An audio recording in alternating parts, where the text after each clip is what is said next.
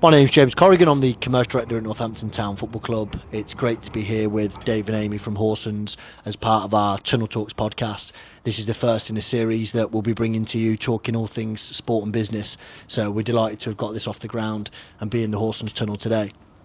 Dave, Amy, you've had a long history with the football club, and really keen to understand a little bit more from your point of view about the relationship with Northampton Town Football Club, how you feel it's gone, how it come about, and maybe in the last kind of 6 months, how you really felt that's grown. Yeah, so we'd, I think we've been in the town for about sort of 40 years really, and we started in 1986, so just under 40 years, and I think we looked at, I guess, where we sit in the market. And I think what brought it home is, I think just before we got involved, which this is our sort of second year of being involved with the Cobblers, certainly on the player sponsorship side of things. And I think what we'd done is had a conversation with somebody, and they said, well, what do Horsons do? And they said, are you solicitors? And I think we always kind of looked at it and said, well, we felt we had, not in an arrogant way, but like quite a good relationship or place in the market where people knew who we were. Yeah. And I think that sort of brought it home to me, was like, actually we probably do, but from a professional. So we know banks, solicitors, insurance brokers locally, not necessarily the business community. So we sort of went back and looked at, well, we don't do anything with the Saints, we didn't do anything with the Cobblers, and we don't do anything with the cricket. I love my football, I love my cricket. Wrong code for rugby, but I'm a league fan. But what can we do? So then out of the blue, we sort of had a meeting, and obviously sponsored Mark last year, which went really well. Kind of terrific player, clean sweep at the awards. Yeah. So did really well this year, and then sort of thought, well, actually that's elevated our brand, made a bit more brand awareness, and then sort of since you've come in, James, it's been about, I guess, facilitation. And I think where your strength and what it adds to us is that ability to kind of, if we said, can we have a meeting with X, you're quite happy to kind of put an email or something together to facilitate a meeting, and that's what, I guess, from our perspective, as Amy as BD lead, that's where we're looking at it from. So in terms of I guess a bit more targeted marketing. Yeah. Because lots of people have sort of commented on the tunnel and see you around, sort of the Cobblers, and obviously, it's just trying to elevate that brand or make the business community aware of something that we thought was aware of it in the first instance. So yeah. And I think, when we look at it, and we've spoke many times about, and I've kind of probably spoken, portrayed about sports sponsorship and what it is, and I feel at times it can become, and throughout the market and throughout football, it become quite stagnant depending on the assets that you have. And I feel through the utilisation of the assets and how you activate them and who you get involved in the partnership allows you to elevate the brand and obviously grow. And you've kind of touched on that there, but we spoke about the tunnel.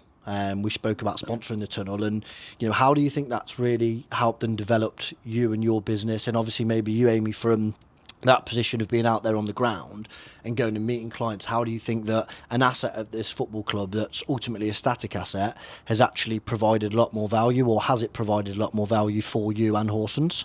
Yeah, definitely. So I think it's provided a lot of value in terms of the brand awareness, the people come to the game. It's very clear that we're involved with the Cobblers and the business community in Northampton.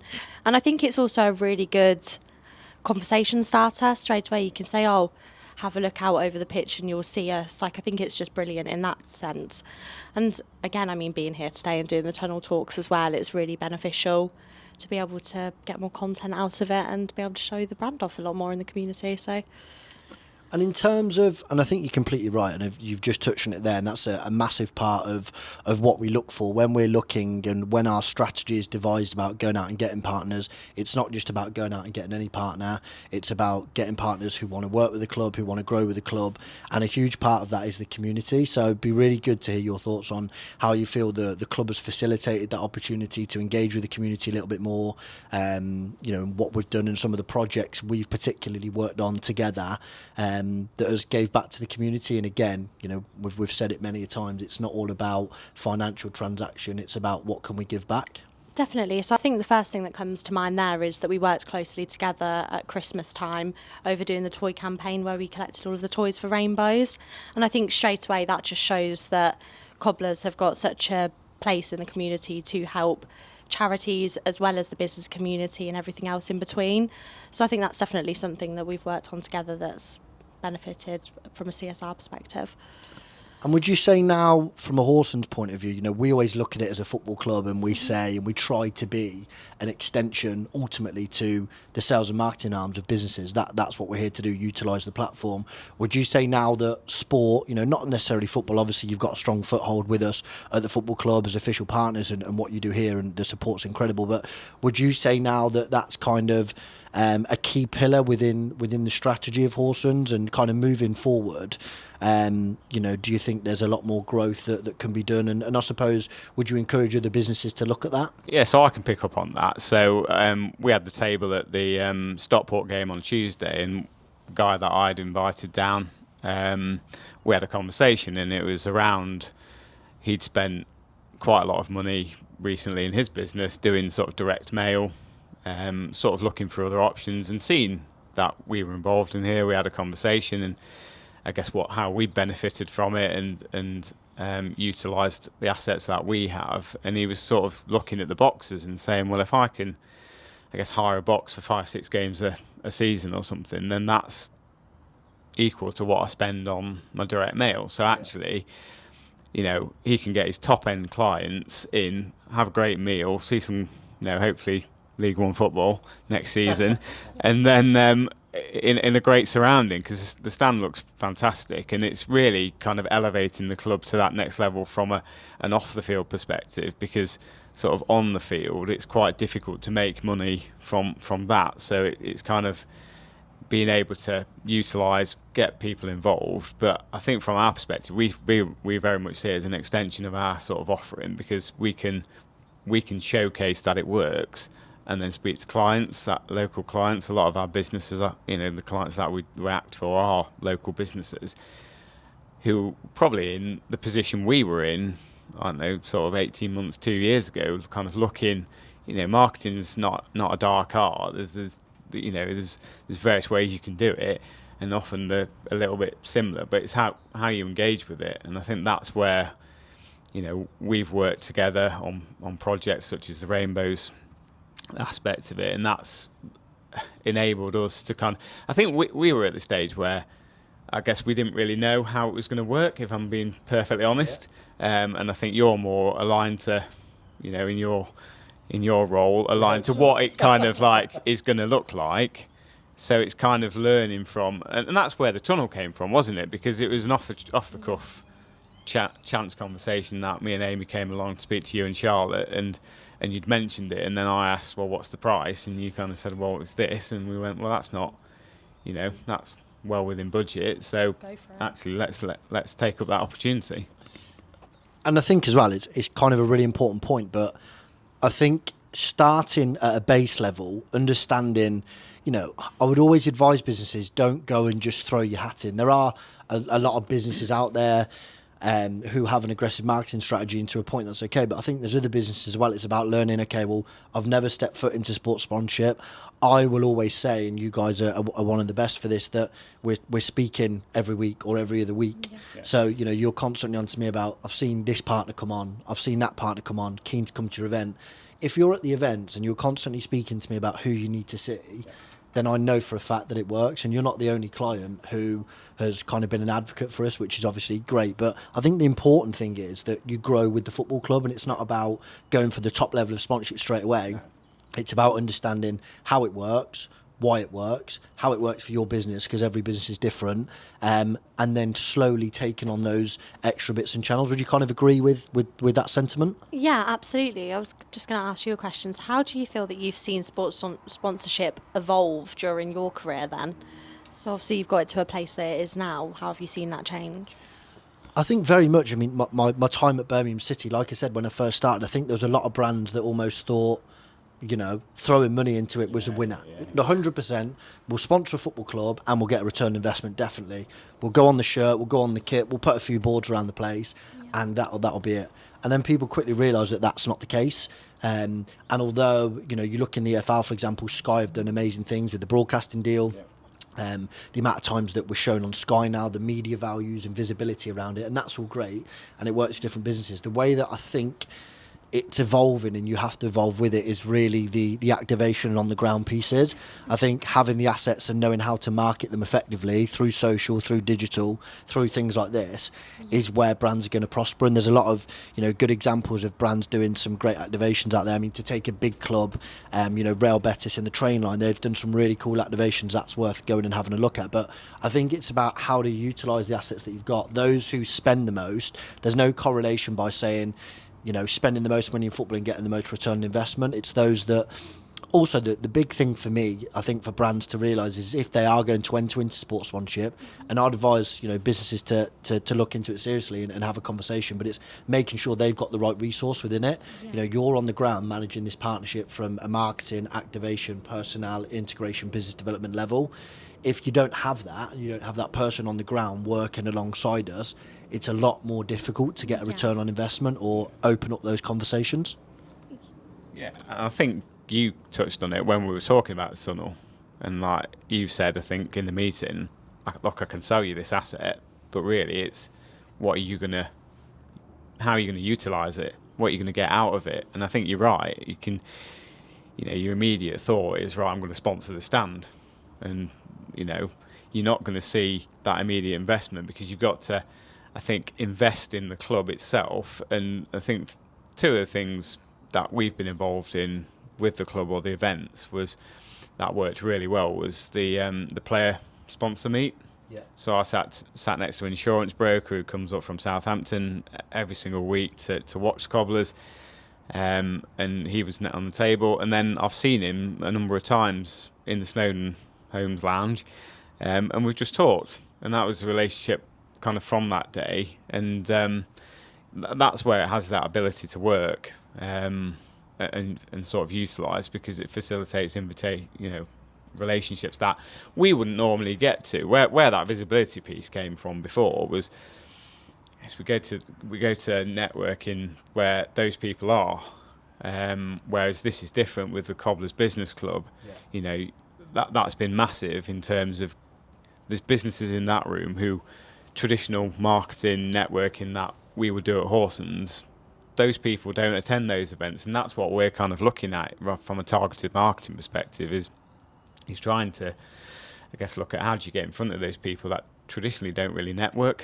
Yeah. So that's where kind of the first idea of this came from. And I think it is about turning up and supporting you as much as supporting ourselves, because if we support you, we will get the investment sort of back. Yeah. It's about being visible and open to chatting about what's available. And I completely agree, and I think the other thing side to that is, when I first stepped through the door and you're speaking to all these businesses, it's like you are the pillar. Northampton Saints, the cricket club, with three massive pillars within the town, whether you're rugby, cricket, football, or all three, indifferent, everyone's kind of welcome. Everyone gets into different sport. I mean, earlier we were speaking about paddle. Is that now a sport, and getting into that, and what's growing there. And I think one of the things that we said was, well, what are we actually doing for businesses? Like, we didn't have a networking club, so there's no events for them to come to. And like, what are our staple business events? And we look at it now, and we've got 120 people in next Friday for a Cheltenham Race Day, all businesses. We've got the golf day, we've got the Player Awards Day. There's 2 big business events we're planning next year. There's the 4 networking club events. And I think we have a responsibility as a football club, someone who's, a key pillar in the town, a key pillar in the community, to keep trying to support growth in Northampton. I think it's about keeping business and grow. It's an incredible town. I've only been here for 12 months. I'm from Coventry. Obviously, I spent a lot of time in Birmingham. Birmingham was also obviously a lot bigger, but a very proud city in terms of what they wanted to do, keeping the business there. And through, a lot of people that I've met along the way and through the chamber, the message is very clear around. And I think a lot of people don't realise how big Northampton is. I've seen Ben Thomas post something earlier about a dinner he was at about, the revenue and employment rates of just businesses that were in one room, and I was kind of astounded by that. And I think we play a key part in that, and I think if we can continue to do what we're doing, working with businesses like yourselves and providing some real value, then I think there's a lot to be said for that, and there's a lot of successful growth to be done. Yeah, so obviously thank you for both being here today and spending the time as kind of the first one of the podcast of a number of series that we're going to be bringing out across the next 12 months. I suppose just to finish off, it'd be really good to hear from you, David, on kind of the key takeaways so far from the sponsorship that you've got involved with, and what are you most looking forward to, and I suppose Amy, you as well, what are you most looking forward to seeing over the next kind of 6 months? Yeah, so for me, I guess firstly, thanks for inviting us really and getting us involved, and I guess driving this idea and this initiative. You kind of look out and see other podcasts and you take inspiration from those and how successful they are, and how to kind of make those work. But I think from us, the main thing that's worked for us is that collaborative piece. You've put us in touch with some good businesses where we've kind of reached out, but then also off your own back, you've kind of had a conversation and they've said, who are Horsons, true to that point about kind of brand awareness. Yeah. And then you've facilitated that introduction. Then we've had separate meetings, myself and Amy, to see how we can work with them going forward. And just excited to see kind of how the stand works and really what that means for the club. Both on and off the field, really, where because it's about, yes, surviving in League One, maintaining that status, but then what does something like that asset do to drive the club forward, really, both on and off the field? And I think it's really exciting to be a part of that, and we look to continue our support of the club, while it works, and that's something that we've got to invest in, the time, effort, money, to be visible at events and support you, because we'll get the return as a result of that. And as you say, there's so many events coming up over the next sort of 12 months. We're doing the Carlsberg Cup here. We've got a team entered into that, so looking forward to that. Yeah, there's a variety of abilities on show, but Charlotte assures me that the standard is mixed, so I think we'll hold our own. I think we'll hold our own, not pulling any punches, but I think we'll be all right. So yeah, it's just supporting things like that. I know there's the end of season awards dinner, and that's always we did that for the first time last year. Took a full table, clients really enjoyed it. So I think it's just giving that something back, but also if we take our clients, high-end clients to things, they can see what you can get from it, and they're looking at it, like I said earlier, they're looking at it and saying, well, what can we get from getting involved in the club? And I think there's so much going on in terms of development and growth in terms of that commercial aspect of it, that it would almost be daft not to get involved, really. Yeah. But it's just as you say, some people are on a different journey, aren't they? Snowden and Holmes have been part of it forever, and it's just they're at a different end to someone just starting, and as you say, you wouldn't mis-sell someone an asset if they're not going to use it. So I think it's we're on that journey, but I think we're trying to invest in that journey, and really proud to be a part of NTFC going forward. Yeah, I absolutely second that. I think just going forwards, doing more tunnel talks, creating and maintaining relationships within the business club and through the club itself. I think we work closely with you, Charlotte and Ollie, and you're just a brilliant team to work with as it is anyway. So I think that keeps us involved as much as everything else that we gain from it. But yeah, no, I think, like you say, just the continued support, it's amazing. So thank you. Charlotte and Ollie definitely keep me in check, so that's good. Someone needs to. 100%. What I'd echo that, because I think we can approach any of you. Your team is fantastic here, and certainly I know you've invested in their careers as well. You've given them, I guess, that ability to grow in their role and a bit more autonomy in that, which perhaps wasn't there kind of prior to you coming on board. So and you can see that in the way, not just the way they carry themselves, but also the responsiveness, and nothing's too too difficult in terms of just asking the question, and if they can make it work, they'll make it work, which is how the relationship should work. Yeah. No, I completely agree. I think going above and beyond where you can, personnel in the club, outside the club, in the community is really important. So thank you very much for joining me today. It's been really interesting and insightful to learn about kind of the business of sport sponsorship, how it worked, how it's working for you. So thank you very much, guys. Yeah, thank you.